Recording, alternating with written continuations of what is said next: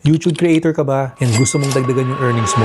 Mag-YouTube shopping ka na. Around 2 months ko palang ginagawa tong YouTube shopping and so far, okay naman. Pero teka, ano ba kasi tong YouTube shopping? Ito yung newest feature sa YouTube where creators can tag products sa videos nila. And I'm sure ang tanong sa isip mo ngayon, ano ba ang benefits pag sumali ako dyan sa YouTube shopping? So unang-una, creators can earn commission from the tagged products sa videos nila. And hindi lang creators na magbe-benefit dito even your viewers. Kasi yung viewers ng videos mo na may tagged products, pwede silang makakuha ng exclusive vouchers pag nag-checkout sila using YouTube shopping. And another benefit, meron 20,000 peso joining bonus ngayon. All you have to do is tag 40 videos with products. Ako, nakasali na ako dito. So baka tanong mo naman ngayon, paano ba mag-tag ng products? Napakadali lang din. Click nyo lang tong details ng old video nyo, then click nyo tong products. So yan guys, makapag-add na kayo. So ang next na gagawin nyo is ipipaste nyo dito yung Shopee link ng product na itatag nyo. So pag na-paste nyo na, yan guys, pwede na kayo mag-tag ng product sa video nyo. And talaga namang napaka-supportive din ng YouTube kasi every Friday, meron silang 30-minute na workshop para sa mga gusto maging YouTube shopping affiliate or sa mga affiliate na ngayon. So as proof na legit tong YouTube shopping, share ko din sa inyo tong screenshot ng sales na na-generate ko in 2 months of doing this. Blur ko lang yung commission ko kasi confidential yan. So kung interesado ka and you wanna know more about YouTube shopping, click mo lang yung link dito sa post na to.